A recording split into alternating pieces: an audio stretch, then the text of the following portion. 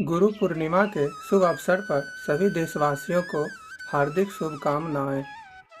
भगवत भक्तों, गुरु भक्तों के परम पावन पर्व का नाम है गुरु पूर्णिमा। गुरु पूर्णिमा एक यौगिक शब्द है जो गुरु और पूर्णिमा के मेल से बना है। गुरु व्यक्ति नहीं, शक्ति है। पर ब्रह्म परमात्मा की सबसे बड़ी शक्ति। मूलतः परमात्मा विशुद्ध और सनातन ज्ञान है। उसी ज्ञान का नाम गुरु है।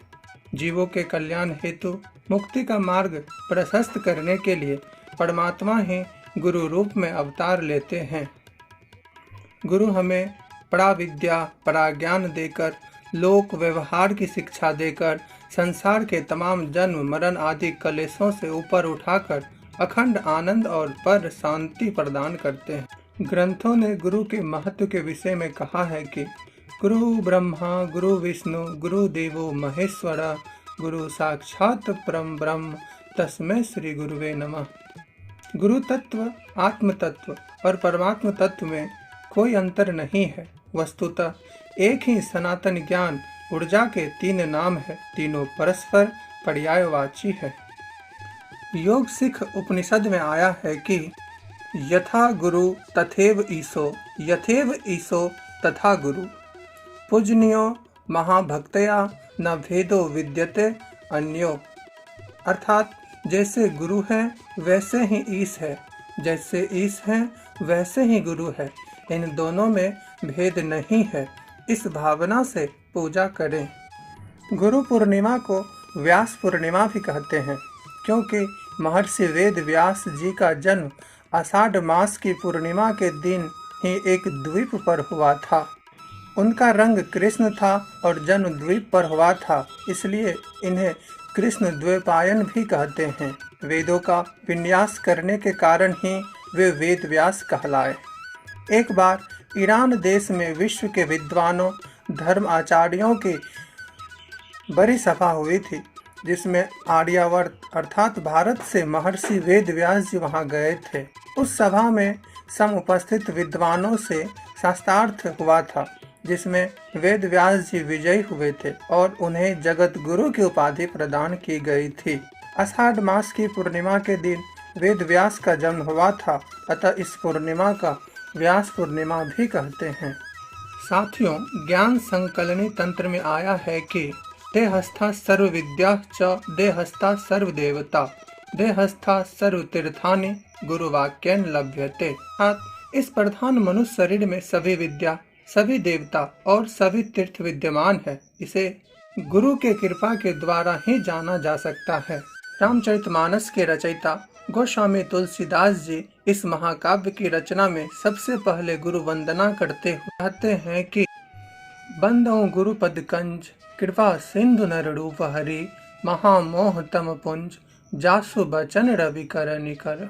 अर्थात कृपा के समुद्र मनुष्य के रूप में ईश्वर, जिनका वचन महामोह रूप अंधकार राशि को नाश करने के लिए सूर्य की किरणों का समूह है, गुरु के चरण कमल को मैं प्रणाम करता हूँ।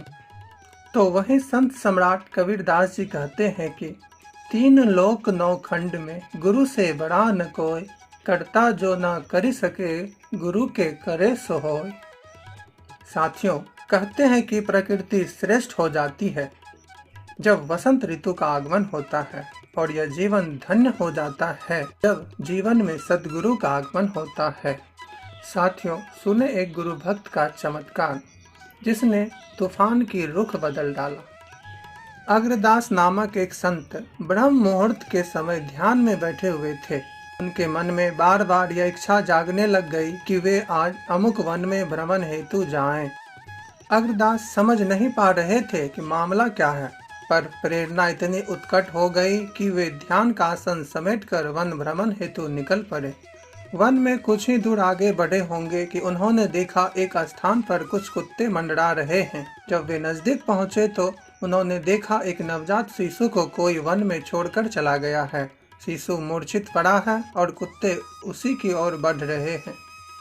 कुछ समय और व्यतीत होता तो कहा नहीं जा सकता कि क्या होता।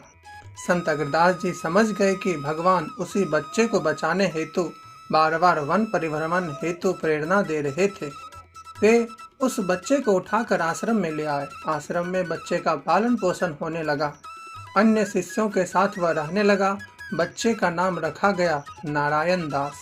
बच्चा बचपन से ही बड़ा विलक्षण था। अग्रदास के आसपास वह डोलता रहता था। तो छोटा सा, पर गुरुदेव को कुछ भी आवश्यकता होती तो वह दौड़कर जाता और उसे पूरी करता। गुरुदेव के चेहरे के भाव को समझकर वह उनकी अनुकूलता प्रतिकूलता को जान लेता था। उसके हृदय में अपने गुरुदेव के प्रति असीम प्रेम था और दिना अनुदिन बढ़ता जा रहा था। एक दिन की बात है, संत अग्रदास जी प्रगाढ़ ध्यान में डूबे हुए थे। बालक नारायण दास उस समय 13 वर्ष की उम्र का था। वह भी पास ही बैठा संत अग्रदास जी के और देख रहे। एकाएक नारायण दास ने देखा कि गुरुदेव परेशान लग रहे हैं। वह चिंतित हो गया और गुरुदेव का ध्यान लगाया और चिंता का कारण जान गया। और उन्होंने गुरुदेव से कहा कि गुरुदेव, आप चिंता ना करो, आप जिस बात के लिए परेशान थे वह अब निपट गई है। संत अग्रदास जी ने आंखें खोल दी और पूछा, कौन सी बात? तो नारायण दास जी ने कहा, गुरुदेव, मैंने आपका ध्यान करके जाना कि आपके एक भक्त का जहाज पानी में डूबने वाला है। तो मैंने गुरु मंत्र पढ़ा और आपका ध्यान लगाया और कहा, हे वायु देवता, तू शांत हो जा, तू अपने रुख बदल ले जिससे जहाज की रक्षा हो। मेरे निवेदन करने पर हवा शांत हो गई और उसकी रुख बदल गई। जो तूफान जहाज को डुबा रहा था वह जहाज को किनारे लगा कर चले गया और आपके भक्तों की रक्षा हो गई। इस पर गुरुदेव बहुत प्रसन्न हुए। उन्होंने कहा, बेटा, तू तो मेरे और मेरे भक्त की नाभि की बात जानने में सक्षम हो गया, इसलिए आज से तुम्हारा नाम नाभा दास हो। और आज तक के प्रमुख भक्तों के जीवन में जो चमत्कार घटित हुए हैं, भक्त और भगवान के बीच लीलाएं हुई हैं, घटनाएं घटी है, उन सब को तू जान लेगा और आने वाले समय में उसे ग्रंथ के रूप में अंकित करेगा। यही गुरु भक्त नाभा दास जी ने अपनी गुरु भक्ति के द्वारा भक्तमाल की रचना की। वर्णन 12th क्लास के हिंदी काव्य खंड में भी दिया गया है। उन्होंने भक्त और भगवान के बीच की गुप्त घटनाओं को अपनी दिव्य दृष्टि के द्वारा जाना और वर्णन किया है। यह है गुरु भक्ति, गुरु ध्यान का चमत्कार। इस गुरु पूर्णिमा के अवसर पर एक बार पुनः आप सभी देशवासियों को हार्दिक शुभकामनाएं। जय गुरु।